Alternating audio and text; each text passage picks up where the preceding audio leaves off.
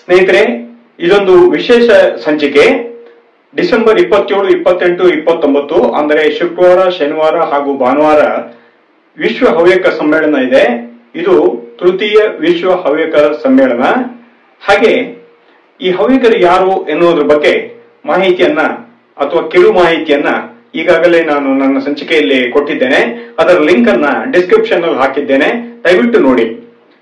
ಎಲ್ಲ ಸಮ್ಮೇಳನ ಇದ್ದ ಹಾಗೆ ಇದು ಒಂದು ಸಮ್ಮೇಳನ, ಆದರೆ ಇದರಲ್ಲಿ ಹಲವು ವಿಶೇಷತೆಗಳಿದೆ. ಈ ಸಮ್ಮೇಳನಕ್ಕೆ ಯಾಕೆ ಹೋಗ್ಬೇಕಪ್ಪ ಅಂತಂದ್ರೆ ಮುಂದೆ ನೋಡಿ. ಅಹಿಚ್ಛತ್ರ ಜ್ಯೋತಿಯ ಆಗಮನ. ಅಹಿಚ್ಛತ್ರ ಅಂದರೆ ಏನು, ಅದು ಎಲ್ಲಿ, ಎಷ್ಟು ದೂರ ಇದೆ, ಅಲ್ಲಿಂದ ಯಾಕೆ ಜ್ಯೋತಿ ಬರಬೇಕು ಅಂತ ತಿಳಿಯಬೇಕು ಎಂದರೆ ಇಲ್ಲಿಗೆ ಬರಬೇಕು. ಇಂತಹ ಜ್ಯೋತಿಯ ಆಗಮನ ಕಾರ್ಯಕ್ರಮ ಇಲ್ಲಿ ಅಲ್ಲದೆ ಬೇರೆಲ್ಲೂ ಸಿಗುವುದಿಲ್ಲ. ಹಾಗಾಗಿ ಅರಮನೆ ಮೈದಾನಕ್ಕೆ ಬರಬೇಕು. ಪ್ರತಿನಿತ್ಯ ಲೋಕ ಕಲ್ಯಾಣಕ್ಕಾಗಿ ಹವ್ಯ ಯಜ್ಞ. ಇದು ಹವ್ಯಕರ ಸಮ್ಮೇಳನದ ವಿಶೇಷ. ಯಜ್ಞ ಯಾಗಾದಿ ಮಾಡಿಸುವುದು ಹವ್ಯಕರಿಗೆ ಹೊಸದೇನಲ್ಲ.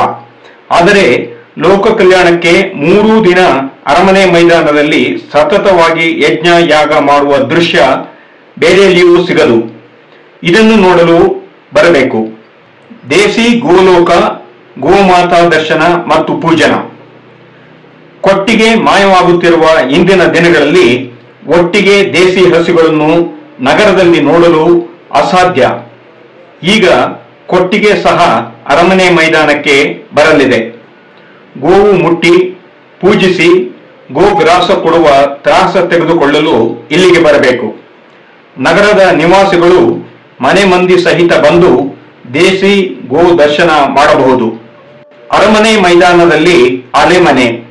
ಇಂದು ಹಳ್ಳಿಗಳಲ್ಲೂ ಮರೆಯಾಗುತ್ತಿರುವ ಆಲೆಮನೆಯಿಂದಾಗಿ ಹಲವರಿಗೆ ಆಲೆಮನೆ ಸಿಗುವುದಿಲ್ಲ. ಕೋಣ, ಗಾಣ, ಕೊಪ್ಪರಿಗೆ, ದೊಡ್ಡ ಒಲೆ, ಬೆಲ್ಲ, ನೋಡಿರದ ಪೀಳಿಗೆಗೆ ತಾಜಾ ಕಬ್ಬಿನ ಹಾಲು, ಕಾಯಿಸಿದ ನೊರೆ ಬೆಲ್ಲ ನೀಡಲು ಅರಮನೆ ಮೈದಾನದಲ್ಲಿ ಆಲೆಮನೆ ಬರುತ್ತಿದೆ. ಇದಕ್ಕಾಗಿ ಮನೆ ಮಂದಿ ಸಹಿತ ಬರಬೇಕು. ತಾಜಾ ಬೆಲ್ಲದ ಸಿಹಿ ಸವಿಯಬೇಕು. ಹವ್ಯಕ ಪಾಕೋತ್ಸವ, ಹವ್ಯಕರು ಮಾಡುವ ಹಲವು ಸವಿರುಚಿಯ ದರ್ಶನ. ನಗರದ ಪಿಜ್ಜಾ, ಪಾನಿಪುರಿ ರುಚಿ ನೋಡಿದವರು ಹವ್ಯಕ ಪಾಕದ ರುಚಿಯನ್ನು ಸವಿಯಲಿ ಎಂದು ಗರಿಗರಿ ತೊಳೆದೇವು, ಅತ್ರಸ, ಕರ್ಜಿಕಾಯಿ ಹೀಗೆ ನಗರದಲ್ಲಿ ಕಾಣದ ತಿಂಡಿಗಳನ್ನು ಸವಿಯುವುದರ ಜೊತೆ ಭೋಜನವನ್ನೂ ಸವಿಯಬಹುದು. ಇದಕ್ಕೆ ಬರಬೇಕು. ಯಕ್ಷಗಾನ ಪ್ರದರ್ಶನ.